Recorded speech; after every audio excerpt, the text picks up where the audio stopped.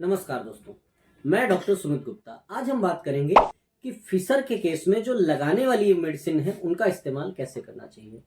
आमतौर पे ये देखा जाता है कि फिशर एक ऐसी प्रॉब्लम है जो आमतौर पे बहुत ज़्यादा कॉमनली देखने को मिल रही है आज के समय में। जिन लोगों को मल कठोर होता है कॉन्स्टिपेशन की वजह से, उनमें ज़्यादातर देखा जाता है कि जब वो मलत्याग के लिए जाते हैं तो गुदा द्वार में, मल द्वार में एक लंबा लंबा कट लग जाता है जिससे फिशर कहते हैं। और जब आप डॉक्टर के पास जाते हैं तो डॉक्टर कुछ दवाएं खाने के लिए कहता है, कुछ कहता है कि खाने पीने में जो जनरल खाना पीना है उसमें आप चेंज करिए, और कुछ दवाएं लगाने के लिए देता है। खाने पीने वाली दवाएं तो आप टाइम से खा रहे हैं, आपने परहेज भी किया जो डॉक्टर ने बताया कि नॉनवेज और कॉन्स्टिपेशन कॉज करने वाली चीज़ें मत खाइए, और जिनमें फाइबर हो वो खाइए ताकि मल कठोर ना हो। ये सब चीज़ें तो आप फॉलो कर लेते हैं, लेकिन जो लगाने वाली दवा है उसको लेके बहुत समस्या रहती है। क्यों? क्योंकि मलद्वार ऐसी जगह होती है जहां पर आप दवा लगाने के लिए, आपको कह सकते हैं कि एक अच्छी कंडीशन चाहिए। जनरल ओपन वुंड में तो आप आसानी से लगा लेते हैं, लेकिन मलद्वार में जब आप दवा लगाने की कोशिश करते हैं तो बहुत मुश्किलें आती हैं। जैसे मैं आपको एक एग्जांपल बताऊं, ज़्यादातर कंपनीज जो मलद्वार से संबंधित दवाएं बनाती हैं वो इस टाइप का एप्लीकेटर अपने साथ देती हैं। फिशर के केस में इस टाइप का एप्लीकेटर बहुत नुकसानदेह है, इसका इस्तेमाल नहीं करना चाहिए।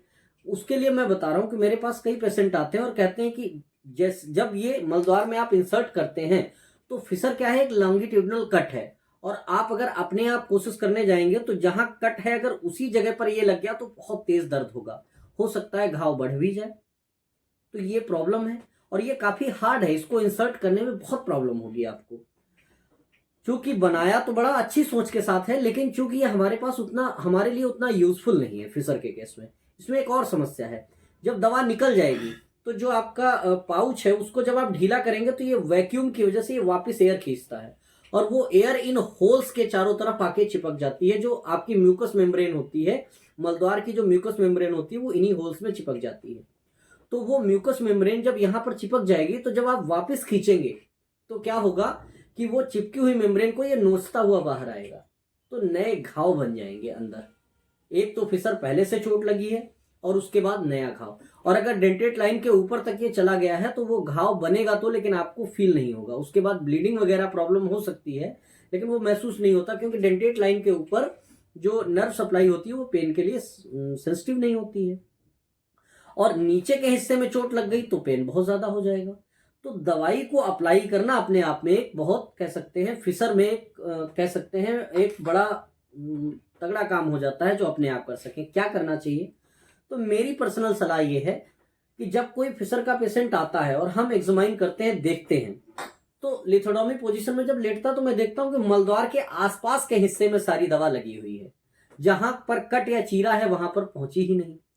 तो आपको क्या करना चाहिए, अगर हो सके तो घर में जैसे जो सहयोगी हैं, भाई बहन हो गए, या मान लो माता पिता हो गए, या कोई और व्यक्ति, कोई दोस्त या कोई ऐसा व्यक्ति जो आपकी मदद कर सके, लिथोटोमी पोजीशन में लेटना चाहिए, और जो दवा है उसको उंगली पर निकालें, और मलद्वार अगर ऐसे है तो उसको थोड़ा सा ऐसे एक्सपेंड करते हुए जहां पर आपको कट दिखे उसी उंगली से उसी जगह पर लगाएं, तो दवा घाव पर ठीक से लग पाएगी। और अगर घाव पर ठीक से दवा लग पाएगी तो वो अपना असर भी दिखाएगी। दूसरी बात, अगर मान लो वो नहीं हो पा रहा है तो एक काम कर सकते हैं, गॉज पीस ले सकते हैं। जो पट्टी आती है बैंडेज, उसका छोटा सा गॉज पीस इतना बड़ा लीजिए और उसको दवा से बिल्कुल भिगा लीजिए, और भिगाने के बाद जहां पर फिशर का घाव है उस जगह पर ऐसे इंसर्ट कर दीजिए, और वो 4 से 6 घंटे आसानी से रुका रहेगा। दवा रुकेगी तो फायदा होगा, और दवा वहां पर पहुंचनी चाहिए जहां पर समस्या है। ओके, तो उम्मीद है आपको समझ आया होगा कि फिशर में हमें लगाने वाले मलहम का उपयोग कैसे करना चाहिए। Thank you. Amazing!